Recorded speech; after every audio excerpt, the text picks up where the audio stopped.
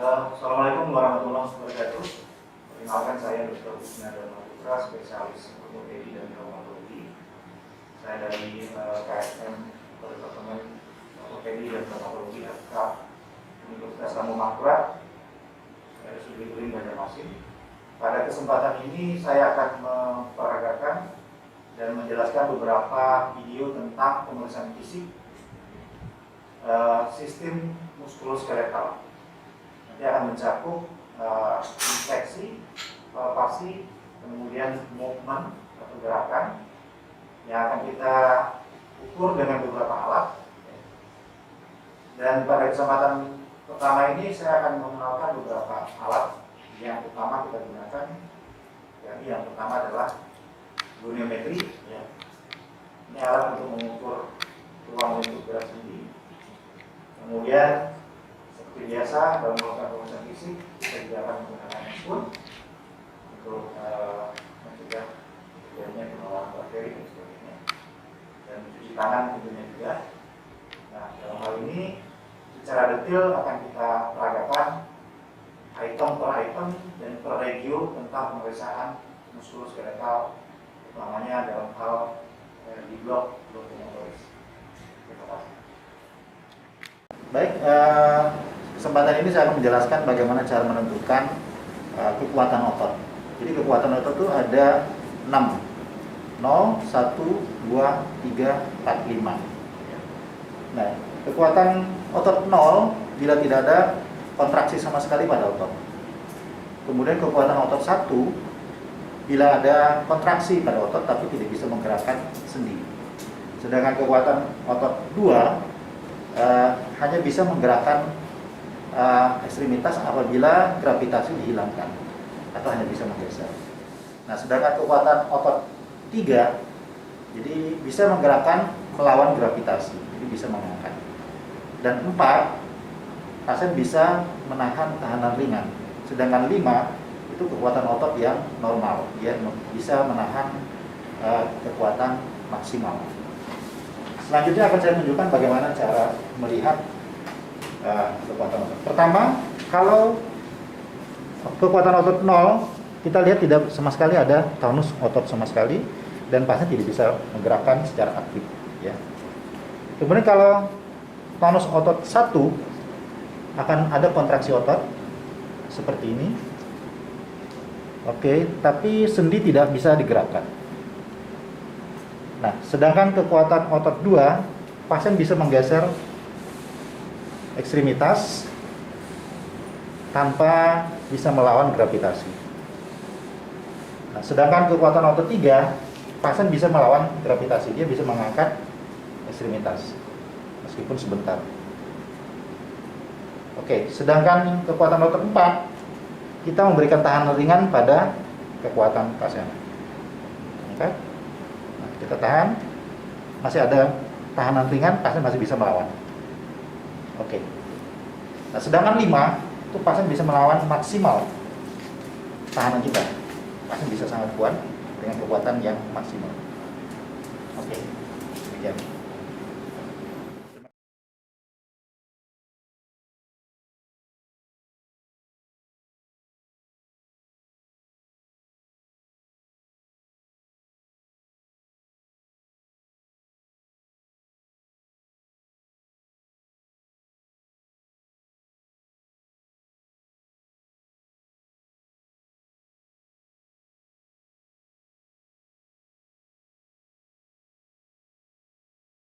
Oke, kita akan mulai untuk pemeriksaan fisik awal. Ya. Dari pemeriksaan fisik kita harus melewati pertama adalah inspeksi atau di ortopedi kita sebut dengan look. Ya. Look itu melihat pertama pasien posisi berdiri, kita lihat dari belakang, kemudian posisi pemeriksa juga kita lihat dari samping, kemudian posisi pemeriksa juga lihat dari depan. Ya. Nah, kalau dari belakang, pertama harus kita lihat adalah simetrisnya bahu kanan kiri. Kita lihat apakah ada lebih tinggi atau lebih rendah. Kemudian apakah ada kelainan bentuk pada tulang belakang. Ya. Kalau dari belakang kita bisa melihat ada lateral fleksi atau kelainan bentuk ke samping yang disebut dengan skoliosis. Kemudian kalau dari samping kita bisa melihat hipotik atau lordosis dari tulang belakang. Kemudian kalau dari depan sama, kita juga akan melihat simetrisikal dari bahu. Kemudian tonjolan dada simetris atau tidak. Dan postur yang lain kalau ada skoliosis juga akan kita bisa melihat. Itu inspeksi. Nah sekarang untuk palpasi, kita akan meraba semua tonjolan yang ada di tulang belakang. Pertama kita biasa raba dari servikal, kemudian paling menonjol adalah dari servikal 7. Sambil meraba, kita akan mengetahui apakah ada nyeri tekan atau ada sesuatu yang lebih menonjol atau ada sesuatu yang tidak normal. Raba sampai ke bawah, kita lihat apakah ada kelainan bentuk dan nyeri pada tulang belakang. Kemudian movement adalah gerakan untuk melihat bagaimana ruang bentuk sendi. Jadi sendi pada tulang belakang kita bagi 3 regio. Pertama servikal, leher, kedua bagian torakal, ketiga bagian lumbal. Yang paling mobile adalah bagian lumbal, torakal sedikit rigid, kemudian juga vertikal juga mobile. Yang pertama kita lakukan pemeriksaan ruang gerak sendi itu dari leher dulu. Nah, dari leher ada beberapa gerakan. Pertama ada retrofleksi, kemudian ada antropleksi, ada ekstensi, kemudian ada rotasi. Untuk mengukur ruang gerak sendi kita bisa menggunakan goniometri. Nah, goniometri yang terpenting kita melakukan di mana titik 0 atau titik kunci tempat kita mengukur ruang gerak sendi. Nah, yang pertama adalah gerakan antropleksi. Kalau antropleksi biasanya kita titiknya adalah di tengah dari leher samping. Ya, misal seperti ini. Yang ke 0 kita lakukan di sini. Ini sejajar dengan tragus pada auricula. Tragus auricula adalah bagian ujung pada telinga. Ya. Kemudian pasien disuruh misalnya antropleksi. Antropleksi adalah menunduk kepala bagian maksimal. Silakan. Nah, ini 0. Kemudian kita ukur di mana tragusnya paling berada. Nah, istilah kita mengukur ruang gerak sendinya berapa derajat. Itu antropleksi.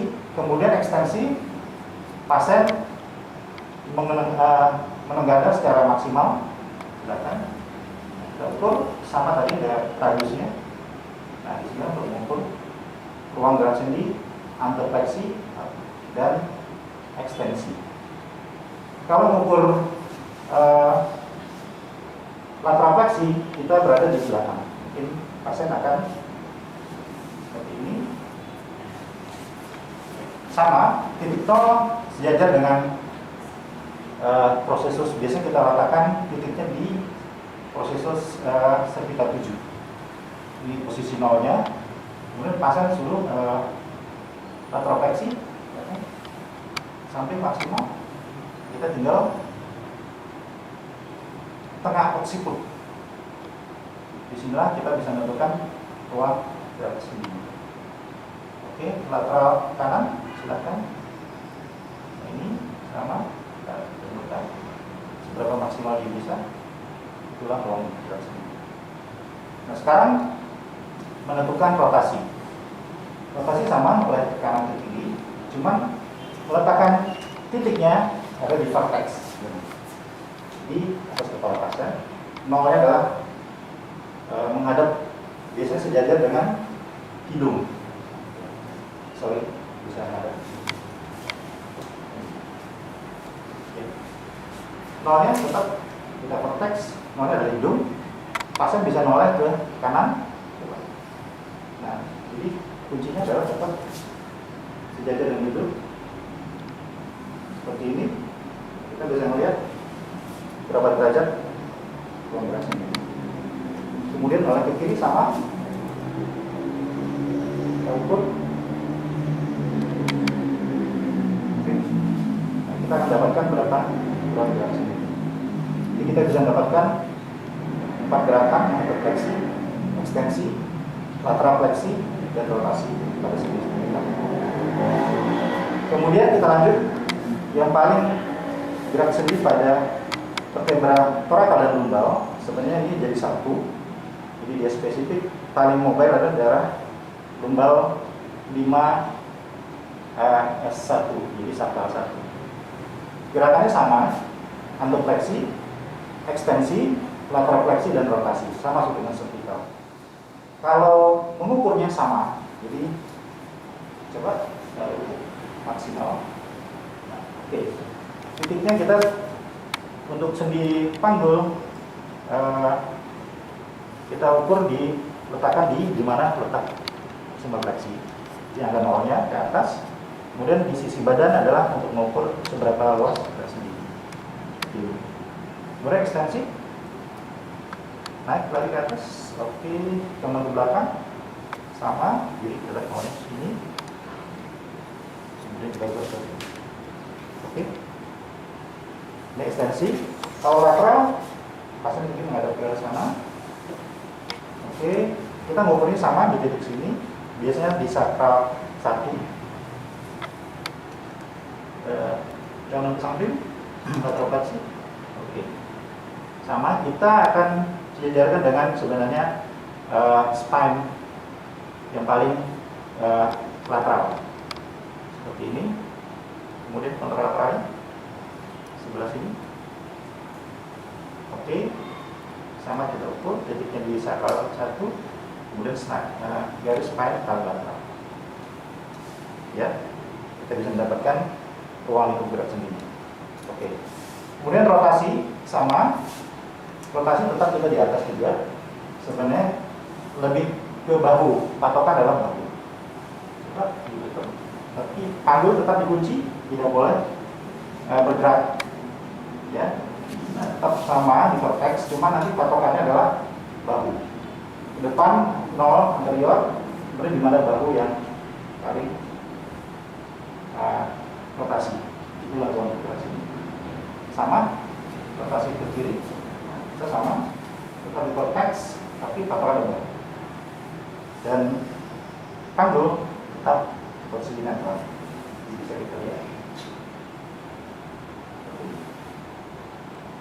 Oke. Demikian untuk pengukuran dan inspeksi pada tulang belakang. Selanjutnya akan kita jelaskan kembali untuk video berikut.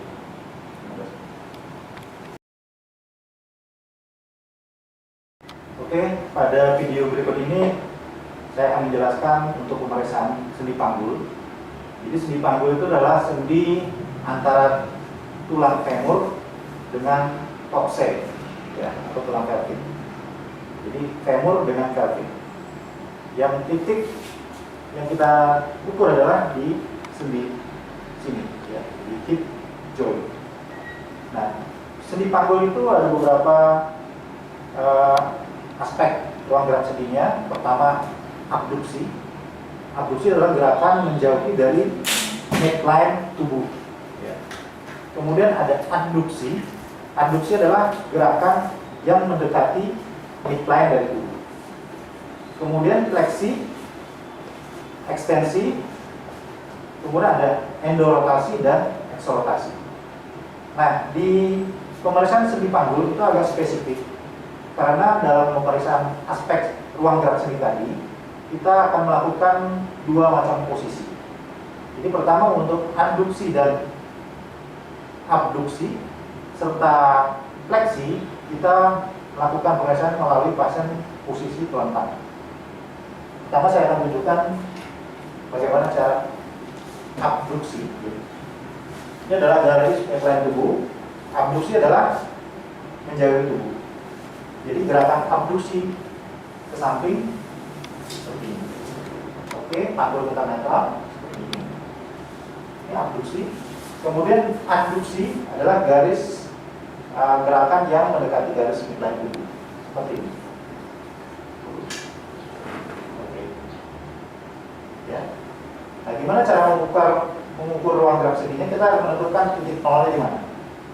Nah, titik nolnya sesuai dengan midline tubuh. Ya. Nol di sini. Jadi pas sejajar dengan sendi panggulnya. Kalau abduksi, maka kaki akan kita ke samping. Tinggal kita tentukan mengukur sejajar dengan garis longitudinal femur. Maka akan kita ketemu berapa luas gerak sendi.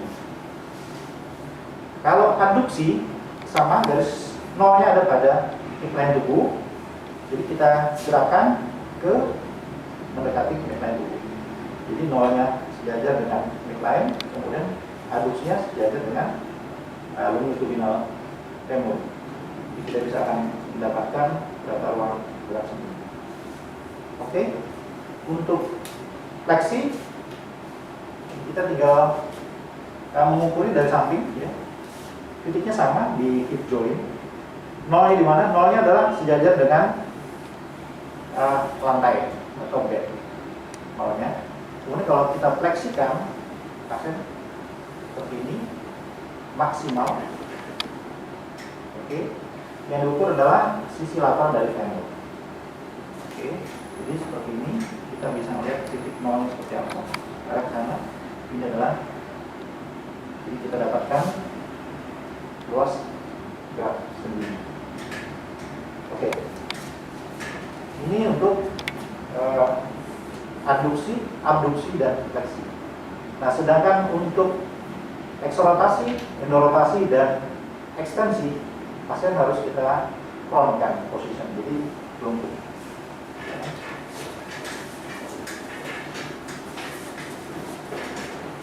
Nah, jadi pasien posisi telungkup. Sekarang ekstensi sama dengan fleksi tadi. Titik nol ada pada bed, ya. Tinggal pasien kita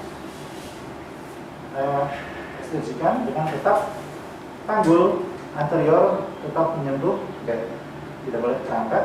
Nah, seperti ini maksimal.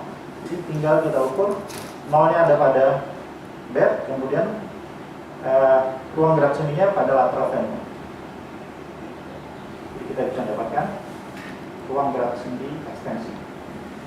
Nah, kalau untuk rotasi pada hip, jadi perlu diingat untuk rotasi nolnya adalah kita tinggal menekuk sendi lutut.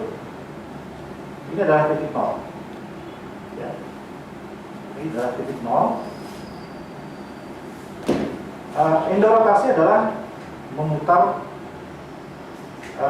femur ke arah dalam tubuh. Jadi kita geser seperti ini.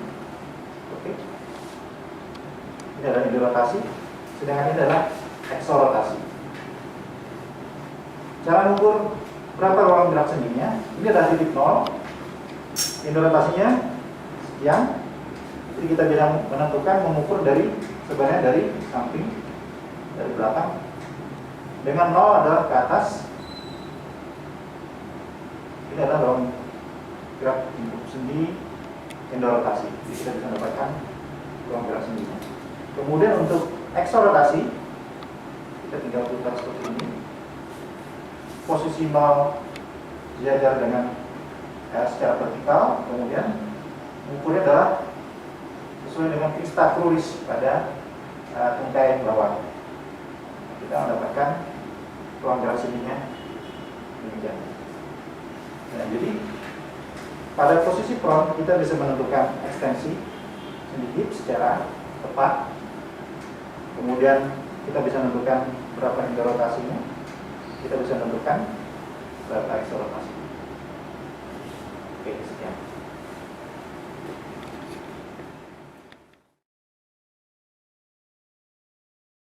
Oke, sekarang kita akan menunjukkan bagaimana cara mengukur ruang gerak sendi pada lutut.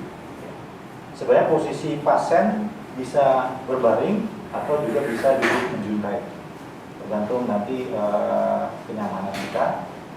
Nah, pada saat ini saya akan menunjukkan pada pasien posisi berbaring. Jadi pada saat berbaring ini adalah posisi lutut dalam posisi ekstensi maksimal. Dianggap 0 adalah ekstensi. Kemudian fleksi, sebenarnya kalau pada posisi telentang kita harus fleksikan dulu sheetnya biar untuk melihat berapa derajat fleksi maksimal. Ya. Nah, cara mengukurnya sama-sama. Untuk ekstensi ini anggap 0. Ya, sebenarnya sejajar dengan lateral dari femur. Ini adalah nolnya, ya. Jadi ekstensi adalah 0. Kemudian kalau kita fleksikan tinggal kita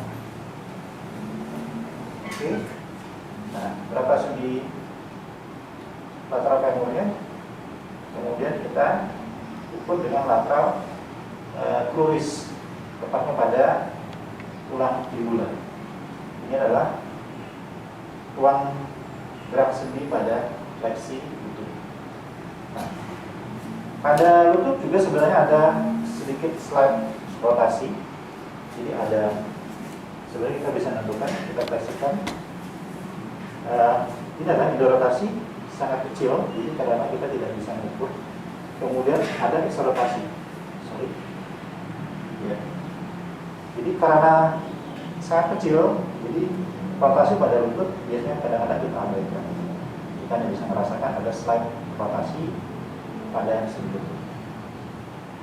Oke, demikian. Sekarang kita akan menunjukkan bagaimana cara mengukur ruang gerak sendi pada sendi ankle. Jadi sendi ankle ada 4 aspek juga. Jadi pertama ekstensi, ini dorsal fleksi, ini adalah plantar fleksi. Kemudian ada inversi, kemudian ada inversi. Nah, untuk menentukan dorsal fleksi atau ekstensi pada ankle, biasanya titik nolnya adalah di mana pada saat posisi ankle dengan pedis atau kaki itu dalam posisi 90 derajat atau planting. Nolnya adalah sejajar dengan kaki pada saat nampak di lantai pada 0. Jadi kalau dia ekstensi, maka titik 0 sejajar dengan garis lantai, ya. Kemudian ekstensi ke atas kita ukur adalah lateral dari metatarsal 5. Jadi kita bisa melihat inilah ekstensi dari nol. Kemudian kalau fleksi ini atau plantar fleksi sama, titik 0 adalah plantar sesuai dengan lantai, sejajar dengan lantai. Kemudian di mana posisi metatarsal 5-nya atau jari kelima, inilah ruang gerak sendi pada plantar fleksi. Nah, kalau inversi kita mengukurnya adalah di metatarsal 2, itu titik inversinya diajar dengan vista cruris, itu ada nolnya seperti ini, ya. Nah, inversi adalah dia akan memutar ke dalam. Nah, oke. Sebenarnya inversi maksimal, kita bisa lihat dari depan. Kemudian eversi maksimal juga bisa dilihat dari depan. Oke. Sebenarnya paling gampang nanti kita tinggal ukur. Ini ada inversi. Ini maksimal adalah sejajar dengan lantai sama. Ini adalah metatarsal 2 sejajar dengan berapa jari patokan dari tengah. Kita seperti ini. Sudah inversi 2 dan jempol. Kemudian sama kalau inversi sejajar dengan arah jari yang ke lateral. Jadi tinggal ini ada lantai, kita ukur sejajar dengan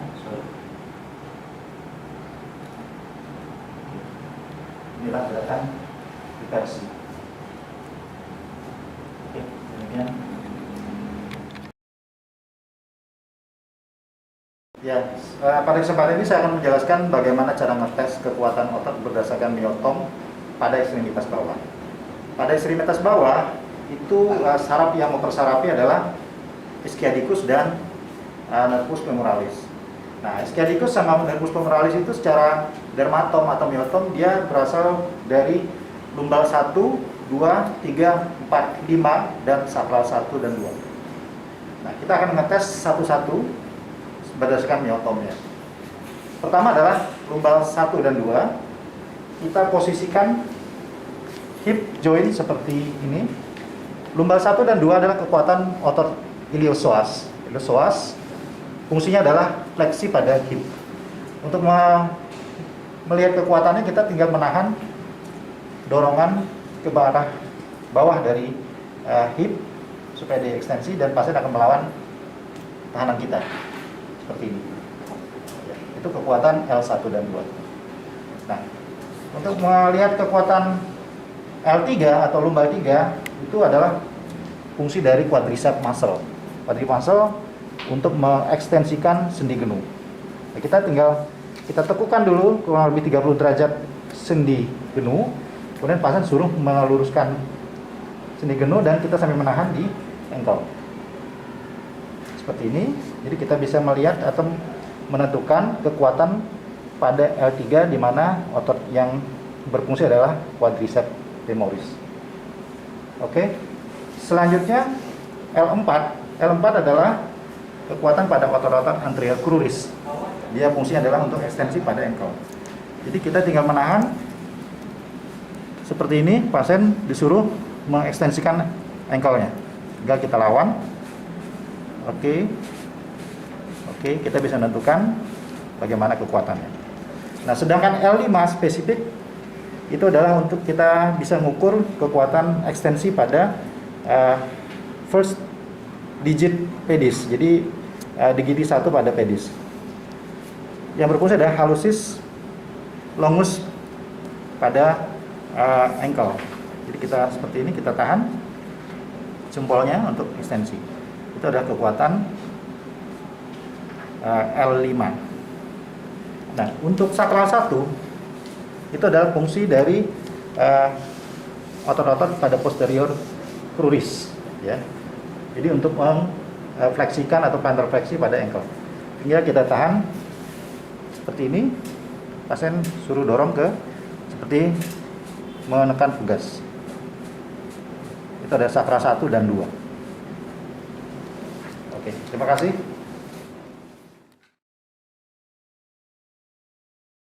Oke, sekarang kita akan menunjukkan bagaimana cara mengukur ruang gerak sendi pada bahu. Nah, sendi pada bahu itu sebenarnya utamanya adalah antara tulang humerus dengan scapula. Tapi sebenarnya sendi bahu itu ada 4. Jadi ada glenohumeral joint antara glenoid scapula dengan head dari humerus.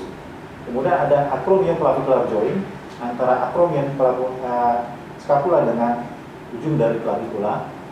Kemudian ada sendi sternoclavicular joint, jadi antara sternum dengan clavicula. Dan juga ada scapulotoracic, jadi antara scapula dengan dinding torak. Jadi sebenarnya ruang gerak sendi pada bahu dipengaruhi 4 sendi tersebut, tetapi utama adalah glenohumeral joint. Oke, sendi bahu sebenarnya ada 4 aspek. Yang pertama adalah abduksi, kemudian adduksi, kemudian ada hantoplexia dan ekstensi, dan ditambah nanti ada rotasi. Rotasi ada 2, endorotasi dan eksorotasi. Nah, sama kalau abduksi adalah gerakan menjauhi dari ram, jadi dari tubuh. Ini adalah abduksi. Kemudian adduksi seperti ini. Oke. Kemudian antopleksi ke depan. Nanti bisa dari samping. Kemudian ekstensi seperti ini. Oke. Adalah ekstensi. Nah, kemudian dari depan eksorotasi. Pada saat kita eksorotasi, bahu tetap netral, yang diputar adalah humerusnya. Dengan elbow kita paksikan untuk menentukan arah akselerasi sehingga mengunci elbow. Kemudian endorotasi maksimal sebenarnya bisa sampai ke belakang seperti ini. Oke, ini endorotasi maksimal. Oke, bagaimana cara mengukur ruang gerak sendinya? Pada abduksi sama, posisi netral adalah ini posisi 0, yaitu pada saat merapat semua lengan atas.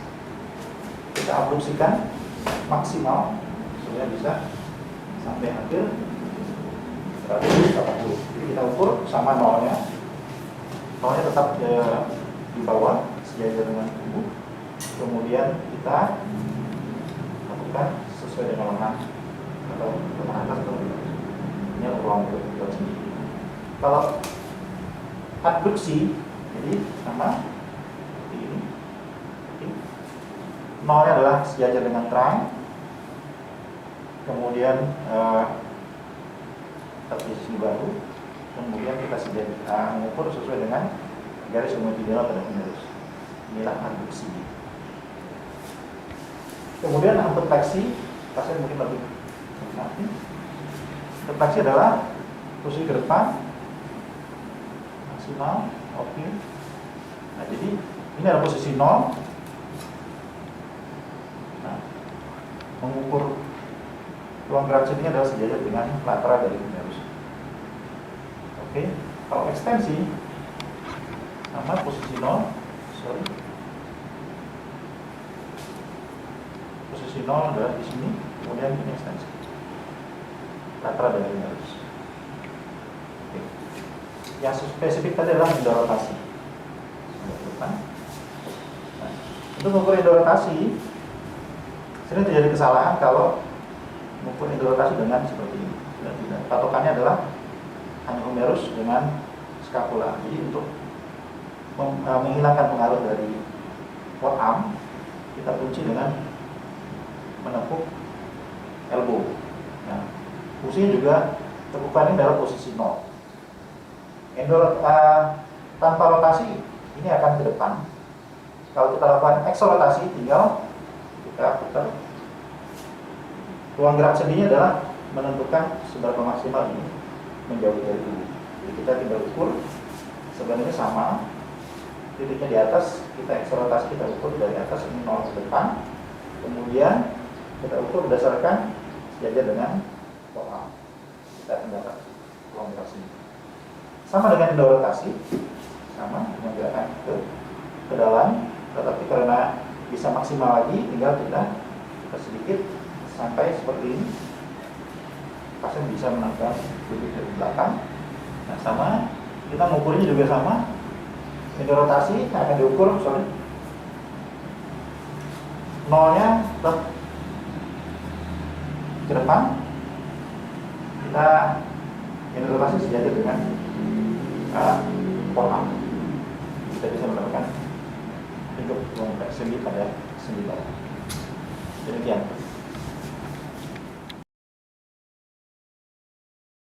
Oke, sekarang kita akan menunjukkan bagaimana cara mengukur ruang gerak sendi pada siku.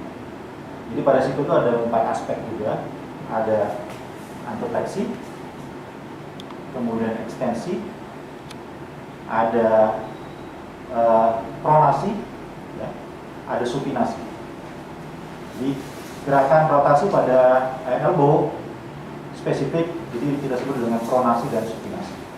Sekarang untuk posisi 0, jadi posisi ekstensi sebenarnya 0 pada sendi siku. Kemudian pada saat kita fleksikan, maka posisi 0 adalah pada saat ekstensi. Jadi ini adalah amplifleksi. Jadi kita bisa ukur titiknya di siku, 0-nya ke bawah, tetap pada ekstensi. Kemudian berapa ruang gerak sendi fleksinya kita sejajarkan dengan forearm. Jadi kita bisa mengukur berapa ruang gerak sendi pada siku. Nah, ekstensi, berapa ekstensinya adalah sama dengan titik 0.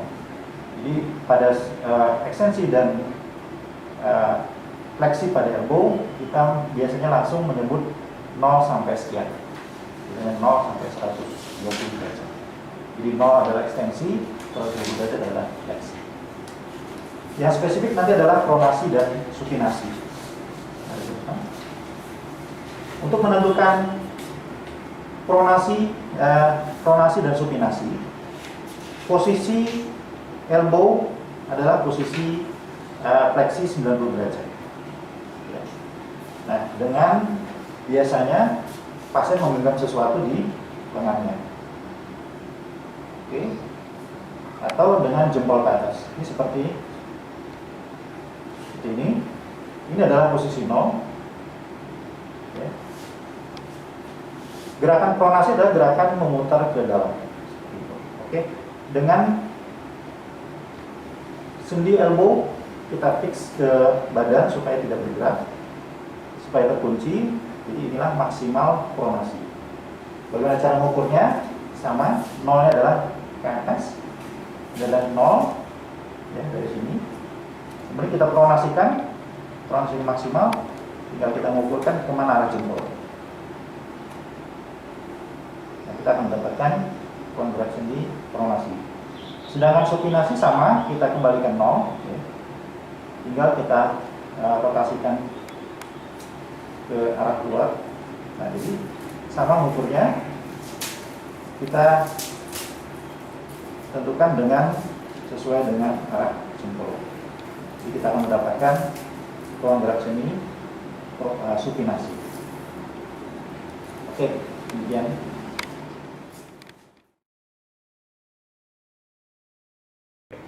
sekarang kita akan menunjukkan cara mengukur ruang gerak sendi pada pergelangan tangan atau wrist joint. Jadi ada 4 aspek juga sebenarnya. Jadi ada fleksi, kemudian ekstensi, kemudian radial deviasi, kemudian ulnar deviasi.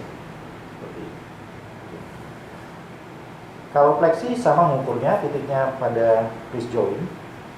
Posisi 0 ada netral adalah seperti ini, jadi sejajar dengan longitudinal.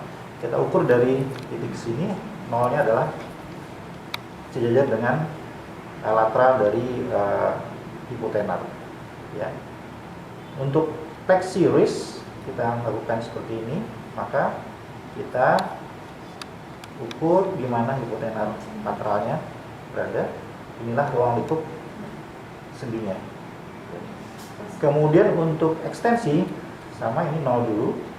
Kemudian kita ekstensikan, nah, kita ukur di mana posisi lateral hipotenar. Kita akan mendapatkan ruang gerak sendi ekstensi pada sendi wrist. Kemudian ulnar deviasi dan radial deviasi, kita mengukurnya